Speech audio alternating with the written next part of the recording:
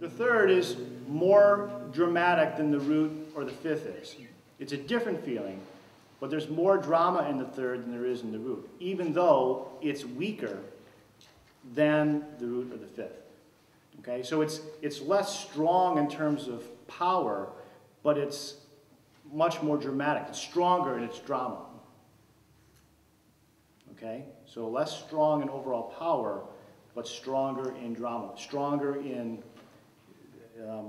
the emotion of maybe desperation, longing for something. Okay, really longing. You know, like when you're looking for that thing that you can't have. Okay, the unattainable ideal.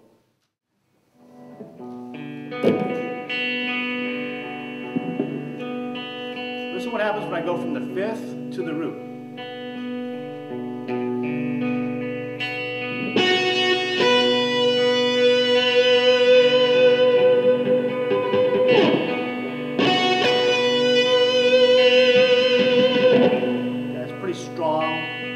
Strong but stable emotional quality to it. Okay? Note that's really establishing the emotion in your head is the root, not the fifth. The fifth is just a pickup note into the fifth to help. It just adds stability to the root, the second note.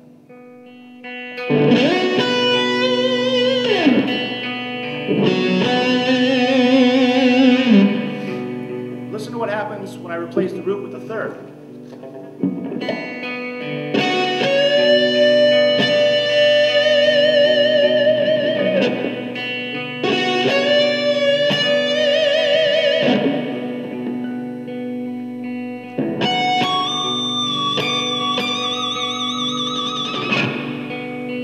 Desperate sounding.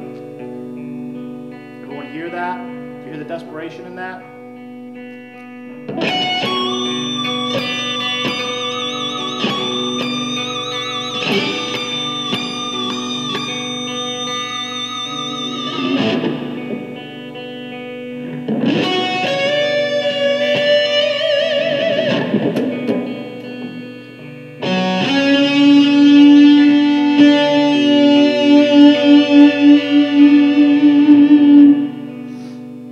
So when you want that maximum desperation just over a single chord, that's the note.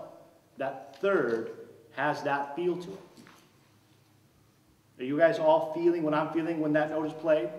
Right? We're not talking about different things, right? We're all on the same page? Okay.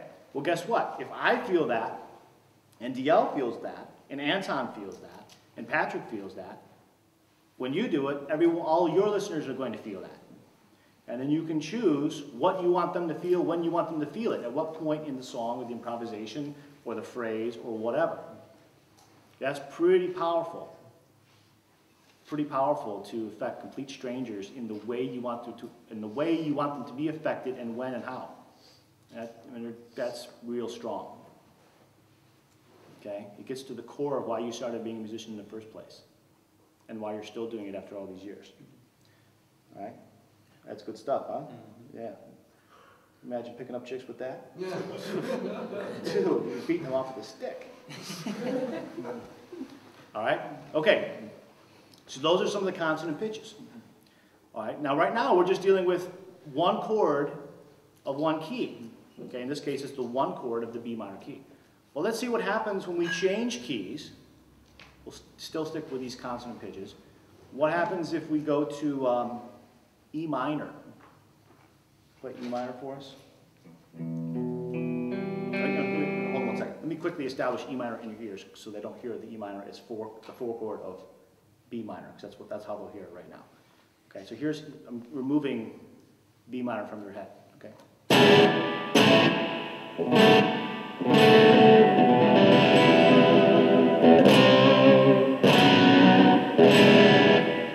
E minor, and they'll hear E minor as one. That was really important what I just did. If I didn't de-establish one as the root, you would hear his E minor chord as the four chord of B minor, and that does not sound the same as the one chord of E minor. Okay? So what I'm trying to do is compare for you apples to apples. All right? B minor in the key of B minor and E minor in the key of E minor are both the root, both the one chord. Okay? Go ahead and play E minor now. What'd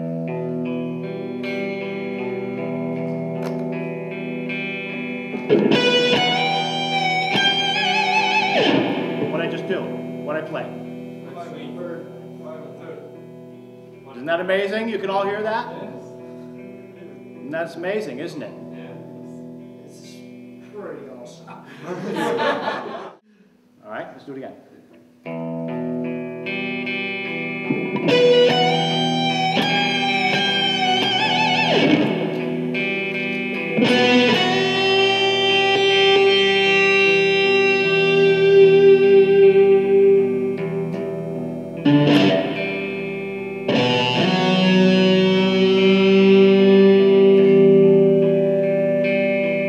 Any octave motion is basically the same, right? There's some slight nuance depending on what pitch range you're doing it in, but it's exactly the same feeling as what we did over the B minor chord when I played 5-3.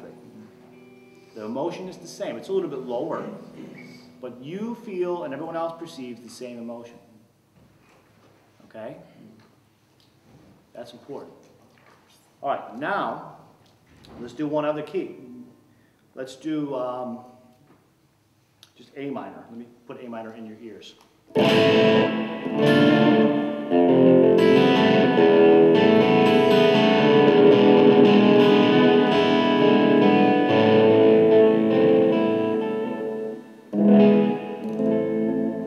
Now, when he plays A minor, you will perceive it as the one chord and not as some other chord in some other key.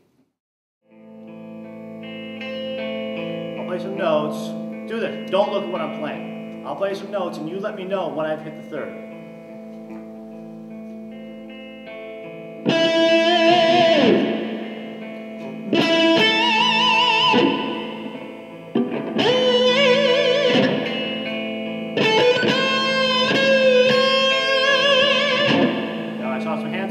That's the third. Okay?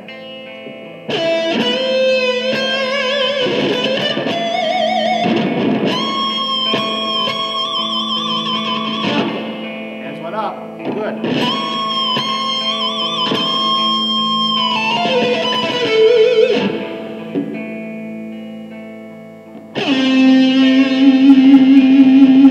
More hands went up. That's good.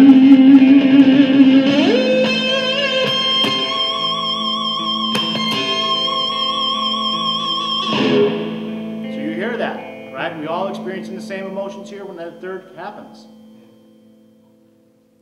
Isn't that freaking awesome? Yeah, it's awesome. All right. So now you're starting to get it. Now you're starting to remember, if I want that specific emotion, I know exactly where to go. If I want to put that feeling in someone else's heart, that's what has to happen. Okay? And then you would make your own aesthetic choices, your expressive choices about when do you want that feeling going into their brains. Well, that's a choice that you can all make. I have my preferences of when, at what time would I reserve that feeling for. Okay, I would wait for important moments to put that there, so it has the maximum impact if that's the emotion we're going after. All right? But the choice of when you use it is up to you. But you want to, the key for everything is you want to have the choice, not just do whatever and hope it sounds good. What does that mean, sound good?